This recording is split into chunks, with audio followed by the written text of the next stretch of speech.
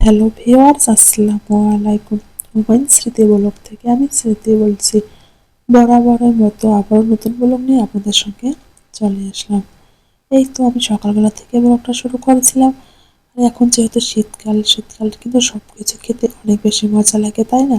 আমি কিন্তু যে জিনিসগুলো এখন ফ্রিজে সংরক্ষণ করা যাবে সেগুলো একটু বেশি বেশি করে নিয়ে আসতেছি। এই তো আজকে আবারও আমি অনেকগুলো ধনিয়া পাতা নিয়ে আসলাম।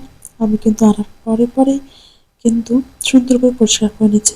যেহেতু আমি আনিনি, আপনাদের ভাইয়াই এনেছে। কেননা এগুলো কিন্তু একটু সময় ধরে থাকলে কিন্তু একদমই শুকিয়ে যায়, আর তখন কিন্তু একেবারে ভালো লাগে না। সেজন্য আমি চেষ্টা করি যখনই নিয়ে আসে তখন সুন্দর করে পরিষ্কার করে ধুয়ে কেটে সংরক্ষণ করতে। এতে কিন্তু সমস্ত সুন্দর থাকে, দেখতেও ভালো লাগে, তাই না? এই তো আমি সুন্দর করে ধুয়ে রেখে দিয়েছিলাম পানিটা শুকিয়ে নেওয়ার জন্য, কিন্তু তারপরও আমার কাছে মনে হচ্ছে এর গায়ে কিছুটা পরিমাণ পানি লেগে আছে। সেজন্য আমি একটা টিস্যু দিয়ে সুন্দর করে মুছিয়ে নিচ্ছি। আপনারা চাইলে টিস্যু কিংবা পাতলা সুতি কাপড় দিয়েও পরিষ্কার করে নিতে পারেন। তাহলে কিন্তু একেবারে ফুল শুকিয়ে যাবে।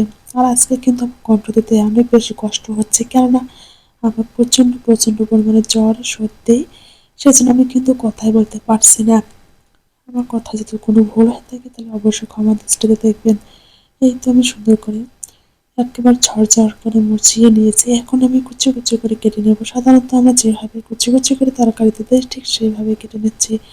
আমি কিন্তু সবসময় চেষ্টা করি যেগুলো জিনিস ফ্রিজে রাখা যাবে সেগুলো একটু বেশি করে নিয়ে রেখে দিতে। কেননা এই ধনিয়া পাতা কিন্তু বেশ কিছুদিন থাকবে, তারপর কিন্তু একেবারে পাওয়া যাবে না।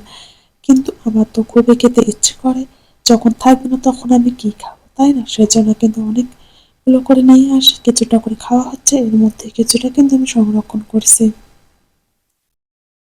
এখানে কিন্তু আমি সুন্দর করে রেখে দিচ্ছি। এগুলো কিন্তু কোনোভাবে নষ্ট হয় না। অনেকে ভাবে হয়তো এগুলো জমাট বাঁধবে, নষ্ট হবে, কিন্তু আপুরা আমি কিন্তু অনেকদিন ধরে এভাবে রেখে দিচ্ছি এবং এভাবেই খাচ্ছি।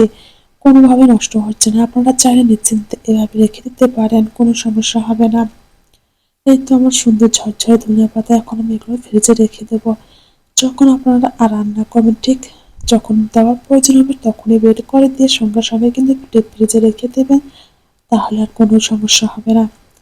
আর এখানে কিছুটা পরিমাণে মরিচ নিয়ে এসেছে। মরিচেরও কিন্তু প্রচন্ড দাম। সেজন্য ভাবছি যে মরিচগুলো তো নষ্ট করা যাবে না, তাই না? মরিচগুলো গায়ে কিন্তু প্রচন্ড ভালো ছিল।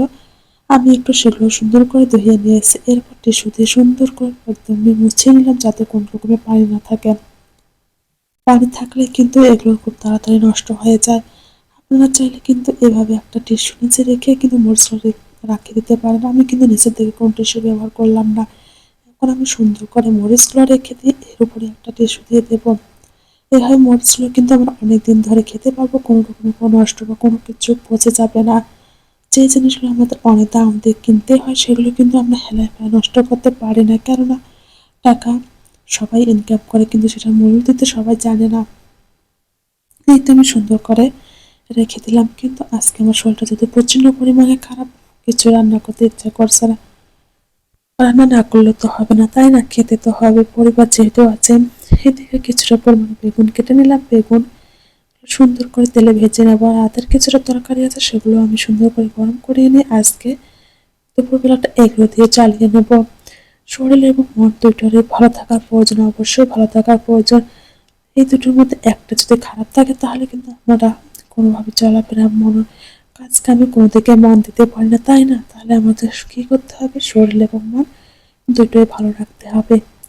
এই তো আমি ফ্রাই প্যানে কিছুটা তেল দিয়ে দিয়েছিলাম। এর মধ্যে এখন সমস্ত বেগুনটা দিয়ে দিলাম। এই তো আমার বেগুন ভাজা ডান।